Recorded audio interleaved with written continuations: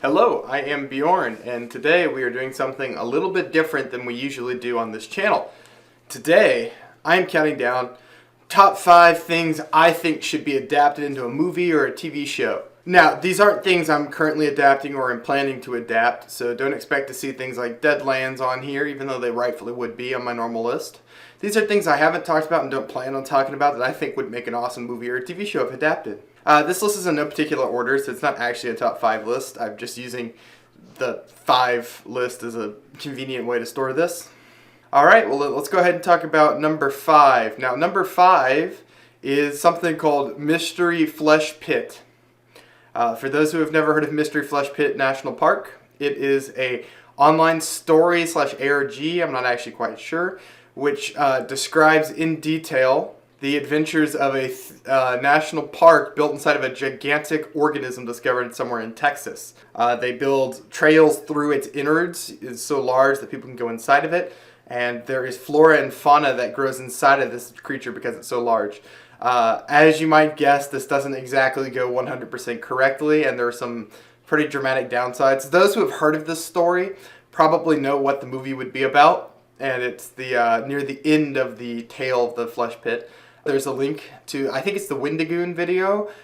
He did a breakdown of the entire lore of this series. I highly recommend it. It's really interesting. So that's linked below. I just think this would make a really interesting thriller. Something like Jurassic Park or even like a Cronenberg-esque horror movie would be kind of cool. There's a lot of body horror to this particular thing, so it would be kind of neat.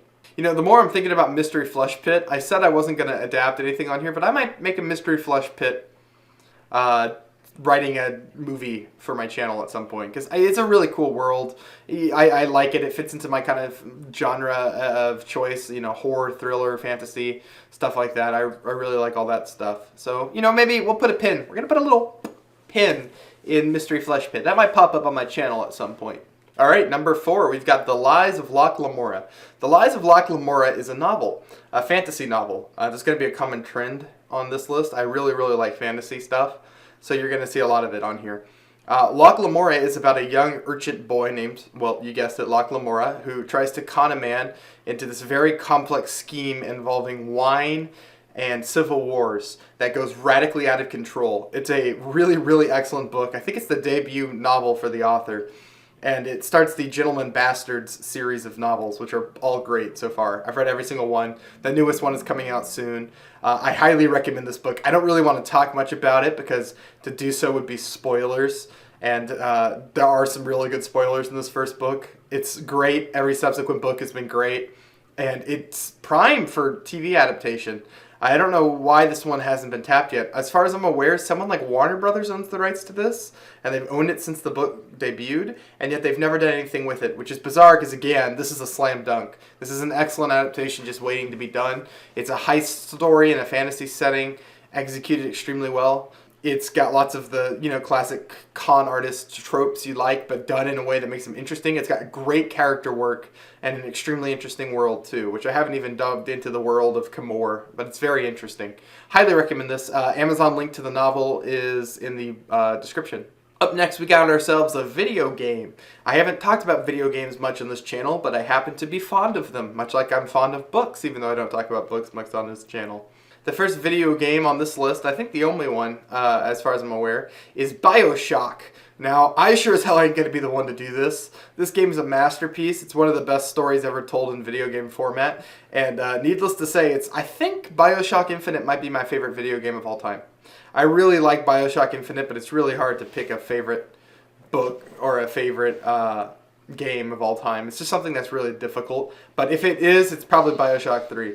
I think BioShock tells a interesting narrative, the whole franchise. It delivers its story in a way that's really interesting and actually plays on the tropes of video games and presents the user with sort of difficult choices that they have to make in a way, and I'm trying to avoid spoilers here if you've never played it, but BioShock Infinite especially really plays with the conventions of the genre.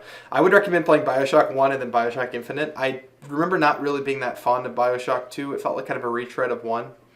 But yeah, BioShock would make an excellent TV show.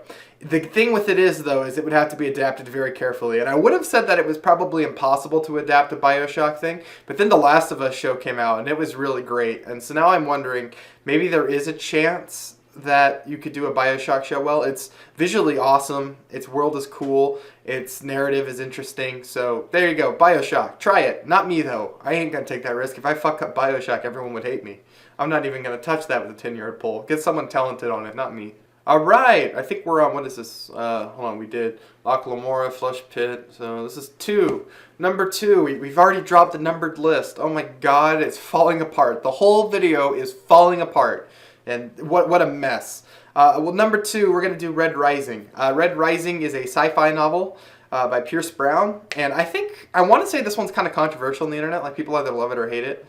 I'm on the preference that I love this series of novels. I think they only get better as they go. And admittedly, the series is not finished yet, but the sequel series, 4 or 5 respectively, are fucking amazing. I don't know how else to describe them. They are some of the best sci-fi I've read. It's really good. It's not quite as good as something like The Expanse, but all the good stuff has already been adapted mostly. What is Red Rising about? Well, a lot of it is a spoiler, like for the first novel, if I really went into what it's about. So I'll give very, very vague descriptions of the first couple bits of the book. Basically, it's about a world in which people are divided into a class system by color. Not as in, like, you know, African American, white, Asian. No, the races are literally genetically engineered to serve a certain purpose. The main character is what's called a red, and they are designed to be short, stocky, and strong.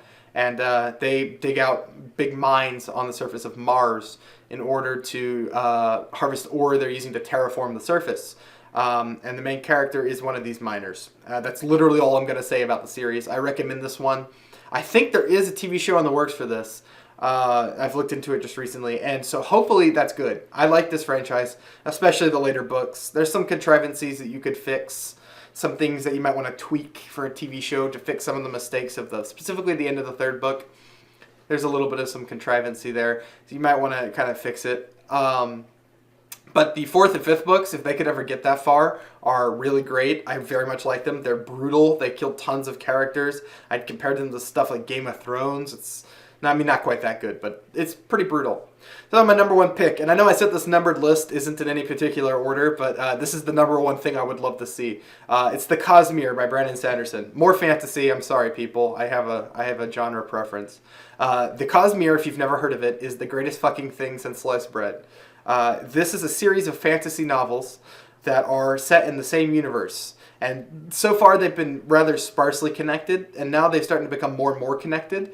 And this is some good shit, guys. I can't describe this. So the first book I would recommend reading in the Cosmere, I'd either start with Mistborn or Stormlight. I mean, those are obvious. Those are the 2 big flagship ones. You could also start with Eliantris. I've done them all.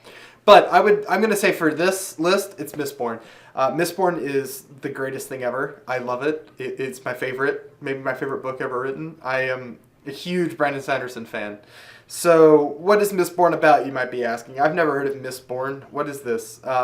Or you're saying, I've read Mistborn and you're absolutely correct, 100% that needs to be adapted. So Mistborn is about a world in which nights are cloaked in a strange mist. Ash fills the sky from gigantic volcanoes that are active all the time. And the world is divided into a slave race and a slaver race. The difference between these races is that the slavers have magic powers and have a chance to be genetically born as something called a Mistborn.